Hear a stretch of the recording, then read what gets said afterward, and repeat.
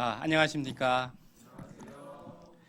네, 2024년이 오늘로 3일 남았습니다. 이 세월이 참 빨리 지나가는 것 같습니다. 2025년은 무슨 해인지 아십니까? 네, 을사년 푸른 뱀의 해라고 그러네요. 푸른 뱀.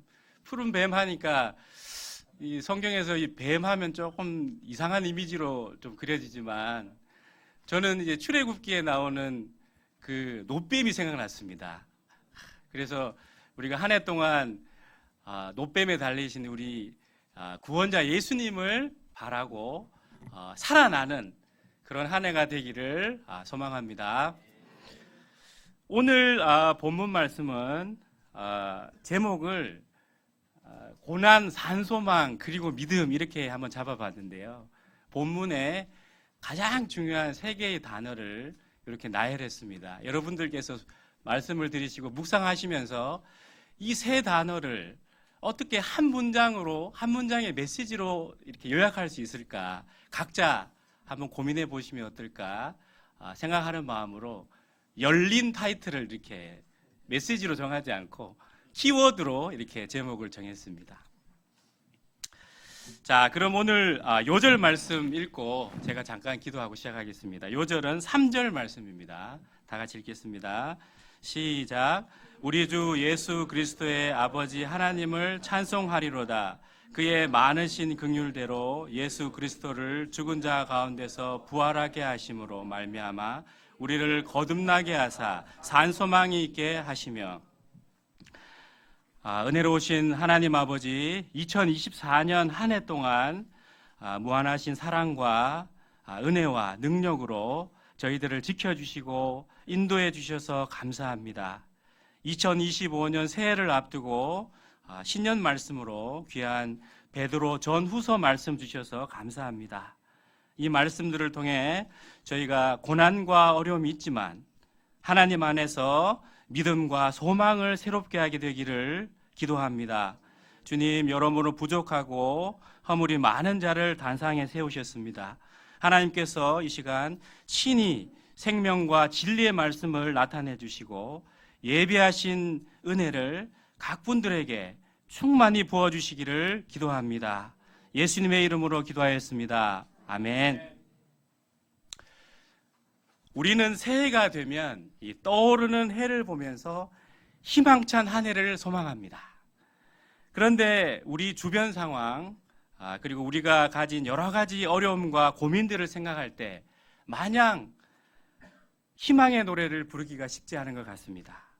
제가 이번 달에 한 정책 관련 컨퍼런스에 참여를 했는데 많은 정책 전문가들이 현재 우리나라의 대내외적인 상황을 불확실성이 매우 높은 상황이다 이렇게 얘기하고 또 여러 가지 위기가 한꺼번에 있는 복합 위기의 상황이다 이렇게 진단을 하는 것을 들었습니다. 이런 복합 위기 상황을 살아가는 우리 각자의 삶도 참 녹록하지 않은 것 같습니다. 제가 이번 메시지를 준비하면서 우리 교회 청년들, JBF 학생들은 새해를 앞두고 어떤 고민과 어려움이 있는지 몇몇 분들과 인터뷰를 했습니다. 청년들은 대학 생활 적응, 졸업 이후 진로, 취업 준비, 새로운 직장 생활에 대한 염려들이 많았습니다. 우리 JBF 학생들은 새로운 학교 생활 적응, 학업 성적, 대학 진학에 대한 고민이 많았습니다. 고민이 없다고 하는 사람이 한 명도 없었습니다.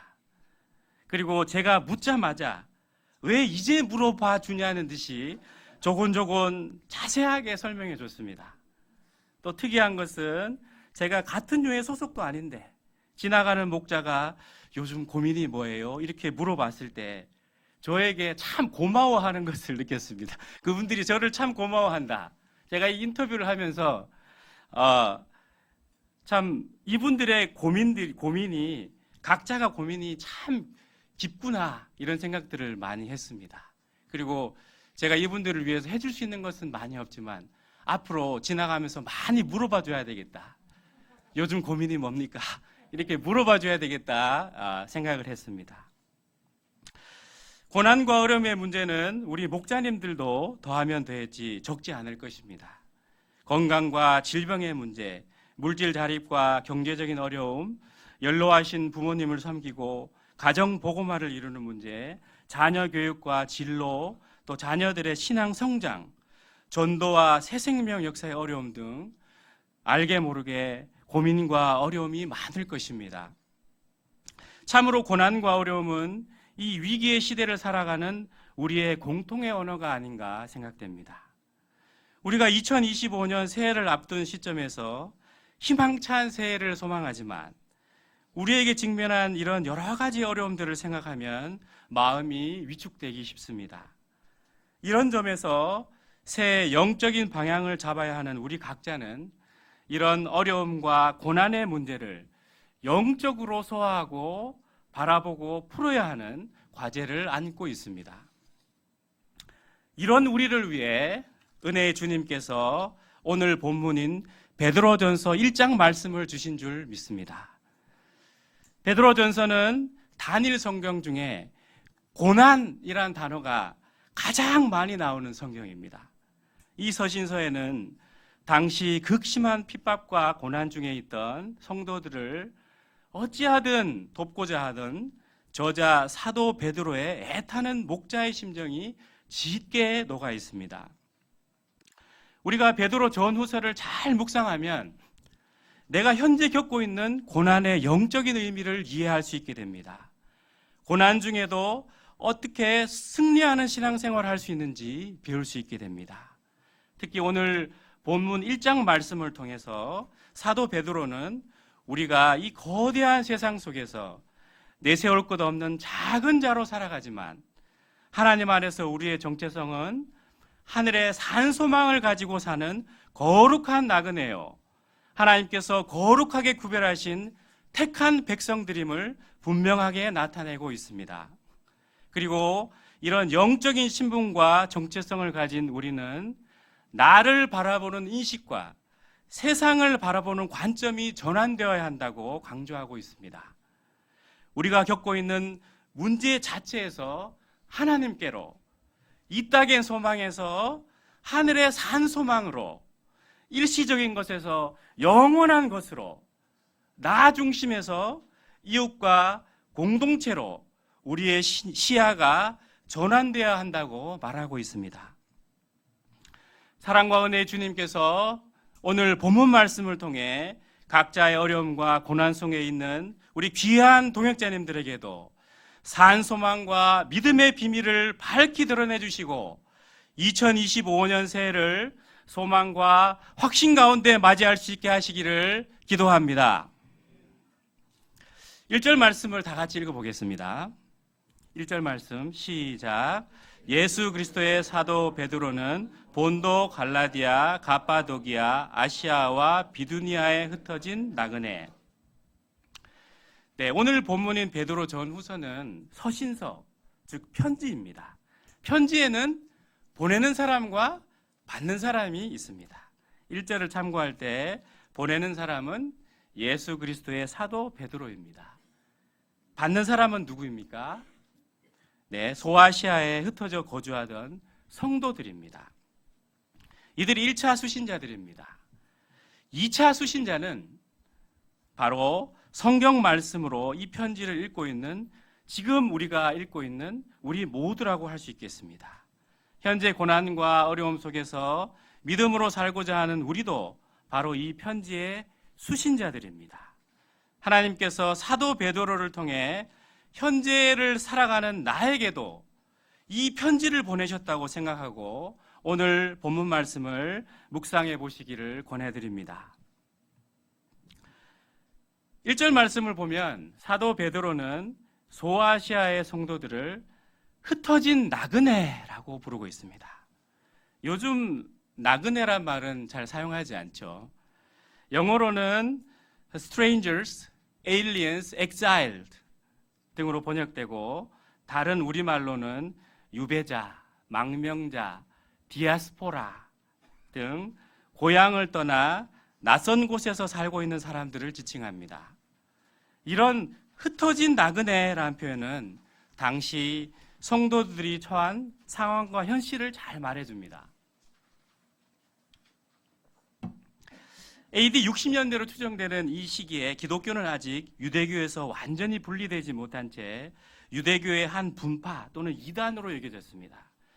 유대교 입장에서는 예수님을 하나님이라고 하는 사람들을 이단으로 배척하고 핍박했습니다. 철학과 사상이 발달한 헬라 문화 사람들은 이들을 십자가 처형을 받은 정치범, 예수를 믿고 따르는 어리석은 추종자들로 여겼습니다. 거대한 사상과 문화 앞에서 당시 성도들은 지극히 작은 변방에 인정받지 못하던 소수의 무리에 불과했습니다. 정치적으로는 극심한 박해 속에 있었습니다. 황제 숭배를 공공연히 반대했기 때문에 로마의 공공의 적이 되어 상상할 수 없는 박해를 받았습니다. 예수를 믿고 따른다는 한 가지 이유만으로 공개적인 장소에서 산채로 화형을 당하거나 로마 원형 경기장에서 굶주린 사자에게 잔혹하게 물어 뜯겨야 했습니다. 사도 베드로는 본서신에서 이들이 여러 가지 시험, 불시험, 고난 속에 있다고 표현하며 성도들이 큰 시련 속에 있었음을 나타내고 있습니다. 그 당시 세상은 이 흩어진 나그네와 같은 성도들을 배척하고 핍박하고 조롱할 대상으로 여겼습니다. 이런 가운데 예수님을 믿고 따르는 당시 성도들은 자기 자신을 어떻게 바라보았을까요? 로마 제국이라는 거대한 세상 속에서 너무나 무력하고 너무나 작고 보잘것없는 존재, 핍박을 피해 숨죽이고 조용히 살아가야만 하는 존재, 세상에서 버림받은 존재요, 패배자요, 실패자로 자신을 보기 쉬웠을 것입니다. 저는 싱가포르에 있을 때 이 흩어진 나그네의 심정을 느낀 때가 있었습니다. 아버지가 불의의 사고로 돌아가시게 되고 저는 위암 등 여러 가지 질병에 시달리고 코로나로 인해 회사가 매우 어려워지면서 급여가 크게 삭감되어 매월 100만 원씩 생활비 적자가 누적되었습니다. 취업비자 연장이 어려워지게 되자 선교사로 남을 수 있는 거의 모든 방법을 동원했지만 번번이 좌절되었습니다. 어느 날 회사의 텅 빈 사무실에 앉아 있을 때 제 마음에 제가 이 거대한 세상 속에서 너무나 작고 너무나 보잘것없는 존재예요. 먼 타국 땅에서 아무도 관심 갖지 않는 작은 먼지 같은 존재구나, 이런 생각을 한 적이 있습니다. 우리가 깊은 고난 중에 있을 때, 남 모르는 아픔 속에 있을 때 세상과 비교하며 이런 마음이 들기 쉽습니다. 그런데 하나님은 이 땅에서 고난 중에 있는 성도들을 어떻게 보실까요? 하나님은 어려움과 아픔 속에 있는 우리 각자를 어떤 사람이라고 부르십니까? 2절 말씀을 다 함께 읽어보겠습니다. 시작. 곧 하나님 아버지의 미리 아심을 따라 성령이 거룩하게 하심으로 순종함과 예수 그리스도의 핏부림을 얻기 위하여 택하심을 받은 자들에게 편지하노니 은혜와 평강이 너희에게 더욱 많을지어다.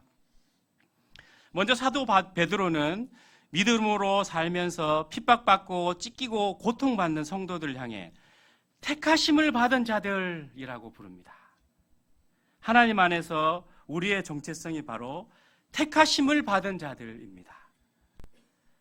택하심을 받은 자란 하나님께서 이 땅에서 거룩히 구별한 자를 나타냅니다.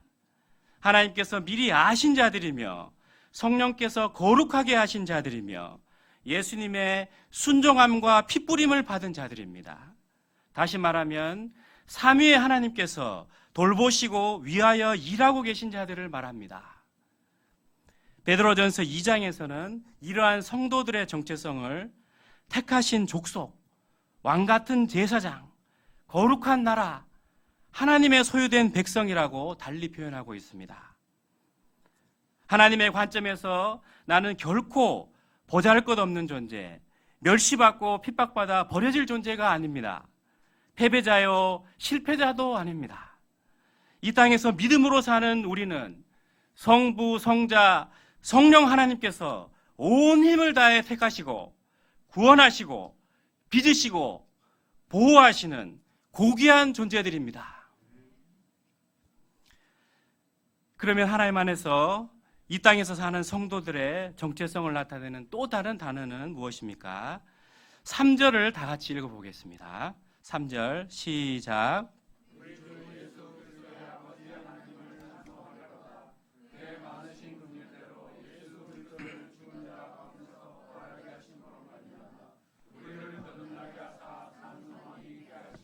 네, 감사합니다.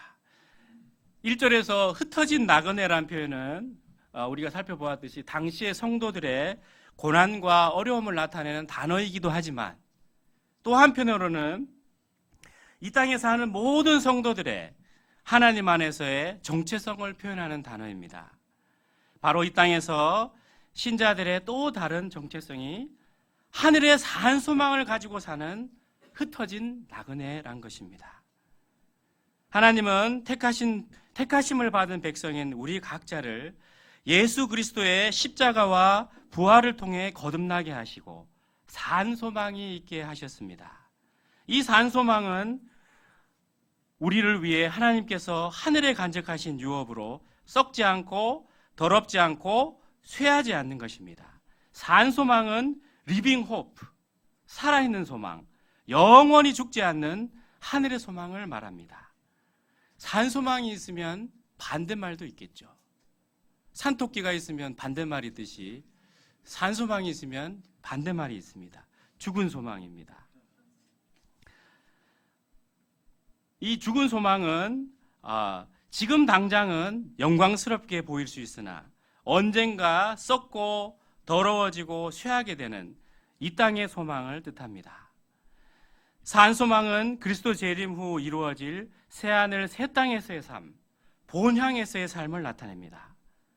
우리의 거주지는 현재 대한민국이지만 영적인 우리의 본향은 하나님 나라 산소망입니다. 하나님 나라입니다. 그래서 사도 바울은 빌립보서에서 성도는 시민권이 하늘에 있는 자들, 즉 천국 시민권을 가진 자들이라고 하였습니다.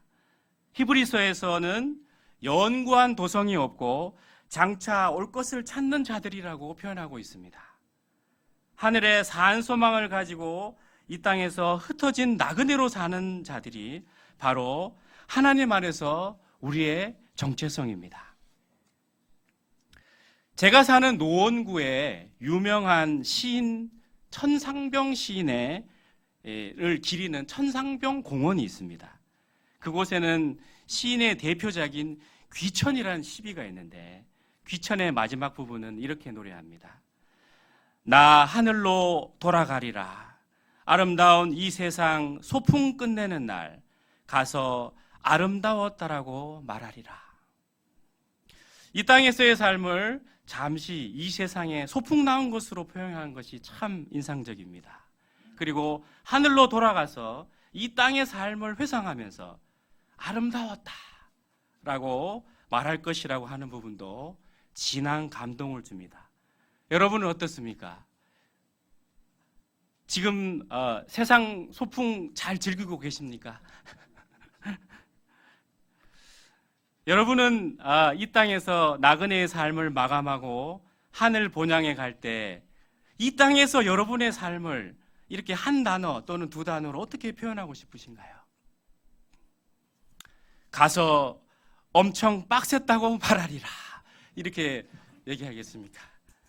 죽도록 고생했다고 말하리라 이렇게 말씀하시는 분도 간혹 있을 것입니다. 저는 가서 고생스러웠지만 모든 것이 하나님의 은혜였다고 말하고 싶습니다. 귀한 동역자 여러분, 혹시 믿음으로 산다고 하지만 고난과 어려움, 남모르는 아픔 속에서 자신을 작고 초라한 존재, 무가치하고 버림받은 존재라고 여기시는 분이 계십니까? 냉엄한 세상 속에서 경쟁에 뒤처진 자신을 보며 실패자, 패배자, 낙오자라고 여기는 분이 계십니까? 하나님은 이 땅에서 믿음으로 살아가는 우리에게 너는 내가 택한 자다. 너는 내가 거룩히 구별한 자다 말씀하십니다. 그리고 우리는 이 땅에서 하늘의 산 소망을 가지고 살아가는 흩어진 나그네로 사는 자라고 말씀하십니다. 마지막 구원을 얻을 때까지 하나님의 능력으로 끝까지 우리를 보호하실 것이라고 말씀하십니다. 우리가 세상의 눈으로 우리 자신을 보지 않고 하나님의 시야로 우리 자신을 볼 수 있기를 기도합니다. 하나님 안에서 우리의 정체성을 확신하고 세상에 대해 담대하며 고난 중에도 산 소망을 바라봄으로 기뻐할 수 있는 우리들이 될 수 있기를 기도합니다. 그러면 하나님은 왜 이 땅에 사는 사랑하는 택한 백성들을 고난과 어려움 중에 그대로 두실까요?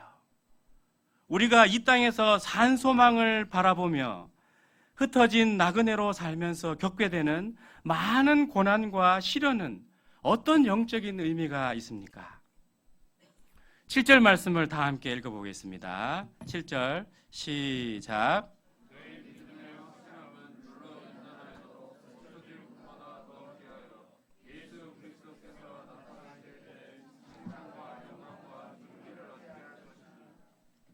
아멘. 감사합니다. 자, 이 말씀은 신자들이 겪는 여러 가지 시험들이 무엇을 위한 것인가 설명합니다. 바로 성도들의 믿음을 위한 것입니다. 성도들의 믿음이 고난을 통해서 진정한 믿음, 증명된 믿음이 되도록 하기 위함입니다. 사도 베드로는 이를 금광석에서 순금을 추출하는 재련 과정을 통해 비유적으로 설명하고 있습니다. 금 재련하는 과정을 보면 금광에서 금광석을 캔 다음 분쇄기에 넣고 잘게 붓습니다. 뜨거운 용광로에 부어 여러 차례 녹입니다. 이런 과정을 거쳐 순금이 나옵니다. 이렇게 하여 70톤의 어마어마한 금광석에서 아주 소량의 순금이 나온다고 합니다. 나그네로 이 땅에서 살아가는 우리의 믿음에는 금광에서 캔 금광석처럼 많은 불순물이 함께 혼합되어 있습니다. 우리는 평소 우리 자신의 믿음을 과신하는 경향이 있습니다. 하나님을 위해 희생하고 헌신한 믿음의 행동들을 기초로 이만하면 믿음이 괜찮은 사람이라고 생각하기 쉽습니다. 그런데 불시험과 같은 고난을 겪으면서 우리의 믿음 속에 얼마나 많은 불순물이 혼합되어 있는지 깨닫게 됩니다. 나그네로서 이 땅에서 겪는 고난과 시련은 우리의 이런 믿음이 순수한 믿음, 진정한 믿음, 입증된 믿음이 되게 합니다. 그러므로 성도가 이 땅에서 받는 시련과 고난은 그냥 의미 없는 생고생이 아닙니다. 하나님 안에서 의미 있는 믿음의 시련이요, 믿음의 고난인 것입니다. 그러면 나그네 삶을 살아가는 우리에게 왜 이런 믿음의 연단이 중요할까요? 우리는 때가 되면 모두 하나님 나라 본향으로 가게 됩니다. 본향으로 갈 때 이 땅에서 나그네로 살면서 얻은 많은 것들을 대부분 다 이 땅에 두고 가야 합니다.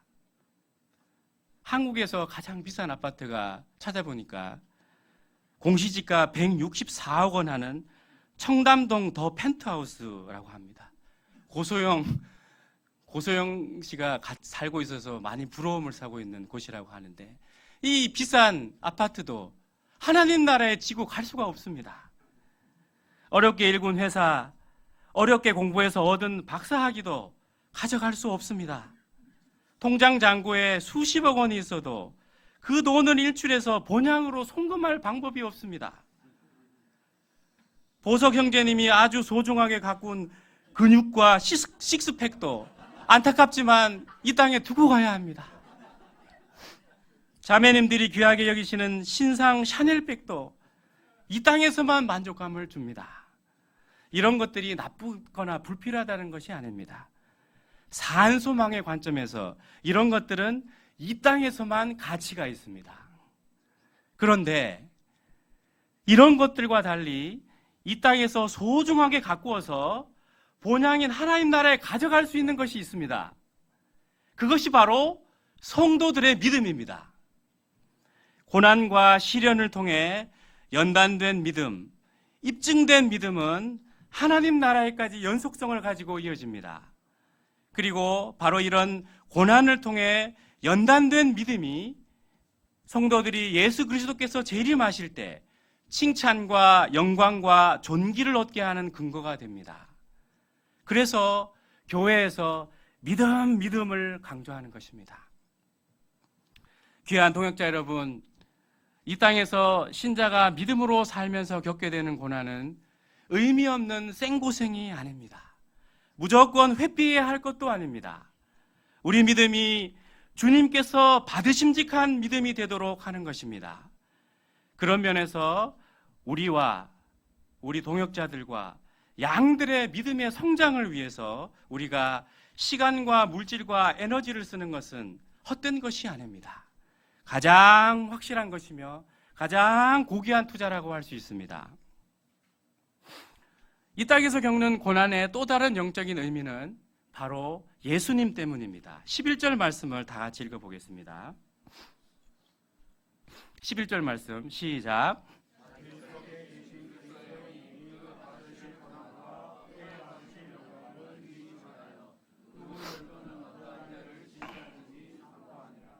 네, 예수님께서 이 땅에 오셔서 고난을 겪으시고 후에 영광을 받으실 것이라는 사실은 이미 구약의 선지자들이 연구하고 부지런히 살펴서 예언한 바 있습니다.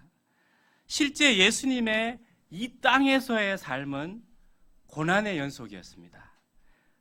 태어날 때부터 고난이었습니다.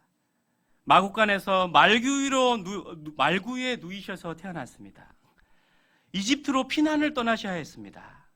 공생애를 시작하신 후에도 40일 동안 사단의 시험을 받으셨습니다.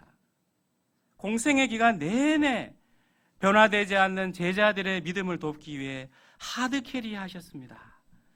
생의 마지막 순간에는 십자가에서 전 인류의 구원을 위해 물과 피를 다 쏟으시고 운명하셨습니다. 그러나 예수님의 이러한 고난은 비극적인 고난으로 끝나지 않았습니다. 이후에는 부활의 영광과 하나님의 보좌 우편에 앉아 우주를 통치하시는 영광과 장차 재림의 주로 오실 영광으로 이어집니다. 예수님이 고난 이후에 영광을 받으신 것이 우리 나그네 삶과 어떤 연관이 있습니까? 바로 우리가 이 땅에서 이 예수님의 발자취를 그대로 따라가고 있다는 것을 나타냅니다. 현재 우리가 겪는 고난은 비극적인 결말로 끝나지 않을 것입니다.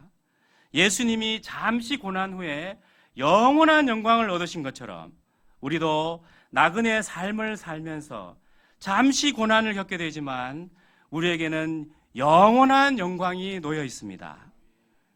그것을 어떻게 확신할 수 있습니까? 바로 예수님께서 이미 몸소 우리에게 보여주셨기 때문입니다. 우리는 예수님의 발자취를 따라 담대하게 흔들림 없이 이 고난의 길을 걸어갈 수 있습니다. 이 땅에서 믿음으로 살면서 겪게 되는 고난의 영적인 의미가 무엇입니까? 고난은 불순물을 제거하는 온전한 믿음으로 연단하는 과정입니다.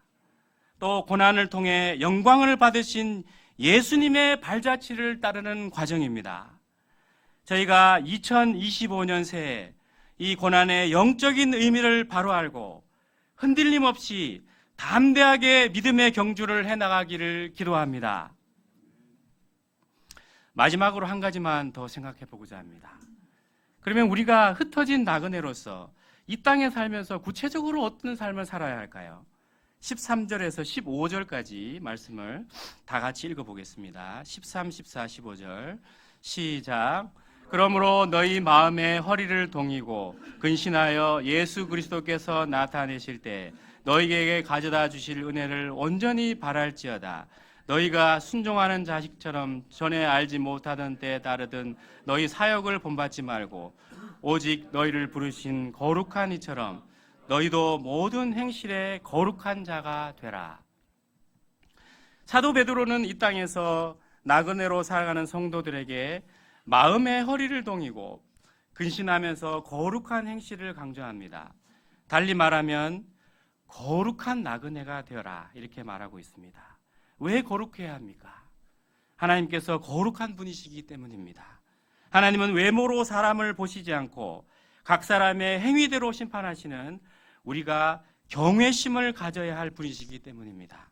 또한 예수님께서 귀한 보배 피를 흘려 우리를 구원해 주셨기 때문에 우리가 거룩하지 않는 삶을 살면서 그 값진 구원의 가치를 헛되이 하면 안 되기 때문입니다.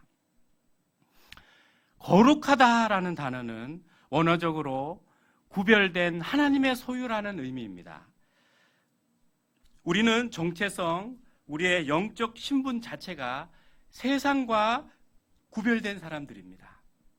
우리는 이 땅에서 대한민국 국민으로 살지만 하나님 나라의 여권을 가진 천국 시민입니다.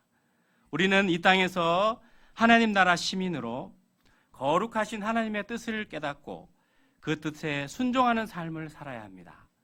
그것이 오늘 본문에서 강조하는 모든 행실에 거룩한 자가 되는 것입니다. 이 편지의 수신자들인 소아시아 성도들도 당시 로마 제국의 문화와 풍조에 영향을 받을 수밖에 없었을 것입니다. 로마 제국이 정치 제도나 사상 측면에서는 훌륭한 면이 있었지만 대제국으로 오랜 기간 지속되면서 매우 음란하고 방탕하고 퇴폐적인 문화가 만연했습니다. 사도 베드로는 성도들이 산소망을 가진 천국 시민으로서 이런 세상의 풍조를 따르지 않고 구별된 삶, 거룩한 삶을 살도록 권면하고 있는 것입니다. 이런 삶은 로마서 12장에서 사도 바울이 잘 설명하고 있습니다. 너희 몸을 하나님이 기뻐하시는 거룩한 산제물로 드리라. 이는 너희가 드릴 영적 예배니라. 너희는 이 세대를 본받지 말고 오직 마음을 새롭게 함으로 변화를 받아 하나님의 선하시고 기뻐하시고 온전하신 뜻이 무엇인지 분별하도록 하라. 이런 거룩한 구별된 삶을 살 때 우리의 믿음과 소망이 하나님께 있게 됩니다. 거룩한 나그네로서 우리가 이 땅에서 힘써야 할 또 다른 한 가지는 무엇입니까? 22절 말씀을 다 같이 읽겠습니다. 22절 시작. 너희가 진리를 순종함으로 너희 영혼을 깨끗하게 하여 거짓이 없이 형제를 사랑하기에 이르렀으니 마음으로 뜨겁게 서로 사랑하라. 이 땅에서 천국 시민으로서 우리의 첫 번째 모습은 세상과 구별된 거룩한 행실이었다면 두 번째 모습은 형제 사랑, 즉 성도 간의 사랑입니다. 특히 사랑하되 마음으로 뜨겁게 서로 사랑하라고 합니다. 마음으로 사랑한다는 것은 어떤 것일까요? 내키지 않는데 어쩔 수 없이 하는 사랑이 아니라 마음으로부터 우러나오는 진실된 사랑을 뜻합니다. 그럼 뜨거운 사랑은 무엇일까요? 뜨겁다의 반대는 안 뜨겁다니까. 안 뜨거운 사랑은 미지근한 사랑이죠. 미지근한 사랑은 참 할 만큼 하는 사랑, 이런 것들을 나타내지 않겠습니까? 그러므로 사도 베드로가 뜨겁게 사랑하라고 말한 것은 우리가 전력을 다해서 사랑하라, 이렇게 말한 것이라고 할 수 있겠습니다. 그런데 왜 사도 베드로는 이 극심한 고난 중에 있는 성도들에게 성도 간에 마음으로 전력을 다하여 서로 사랑하라고 할까요? 고난 중에 있으면 아무래도 자기 중심적이 되기 쉽습니다. 내 코가 석자라고 남을 돌아볼 겨를이 없습니다. 남을 사랑해 줄 여력이 없습니다. 아마 사도 베드로는 소아시아 지역의 교회가 외적인 고난 속에서 성도들이 서로 모래처럼 흩어지고 있는 모습을 목격하고 이런 조언을 하고 있지 않나 추측해 봅니다. 그러면 고난 중에 우리가 어떻게 이런 사랑을 할 수 있습니까?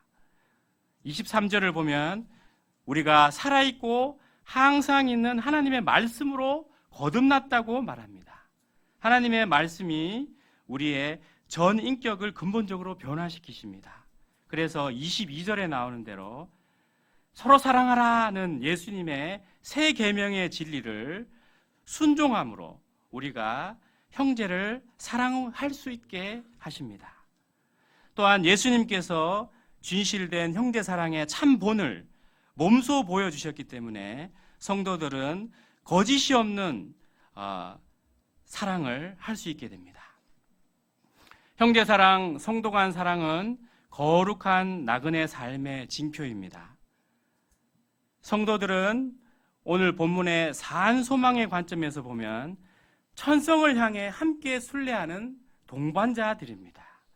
서로 의지하고 협력하며 갖가지 고난을 함께 이겨내고 함께 본향으로 나아가는 동역자들입니다. 주님께서 우리 교회 공동체 2025년 한 해에도 마음으로 뜨겁게 서로 사랑하는 역사가 충만하게 하시기를 기도합니다. 오늘 말씀을 통해 하나님은 세상 속에서 믿음으로 살아가지만 핍박받고 고난받는 우리 성도들을 향해 내 택한 백성들이다 말씀하십니다. 완전한 구원을 성취할 때까지 우리를 당신의 능력으로 보호하실 것이라고 말씀하십니다. 우리가 이 땅에서 영원히 살 것처럼 세상 사람들처럼 살아가지 말고 하늘의 산 소망을 바라보며 거룩한 나그네와 같이 살아가라고 말씀하십니다. 우리가 현재 겪고 있는 고난과 아픔은 의미 없는 생고생이 아니라 온전한 믿음을 위한 연단이요, 고난을 통해 영광을 받으신 예수님의 발자취를 따르는 과정이라고 말씀하십니다. 2025년 한 해 저와 우리 귀한 동역자님들이 각자의 고난 속에서도 산 소망을 바라며 담대히 나가는 거룩한 믿음의 순례자들이 되도록 인도해 주시기를 기도합니다. 요절 읽고 기도하겠습니다. 3절 말씀입니다. 시작. 우리 주 예수 그리스도의 아버지 하나님을 찬송하리로다. 그의 많으신 긍휼대로 예수 그리스도를 죽은 자 가운데서 부활하게 하심으로 말미암아 우리를 거듭나게 하사 산소망이 있게 하시며, 은혜로우신 하나님 아버지, 귀한 신년 말씀 주셔서 감사합니다. 아무 자격 없는 저희들을 귀한 하나님의 백성, 하나님의 소유 삼아 주시고 영광스러운 하늘의 산소망을 주셔서 감사합니다.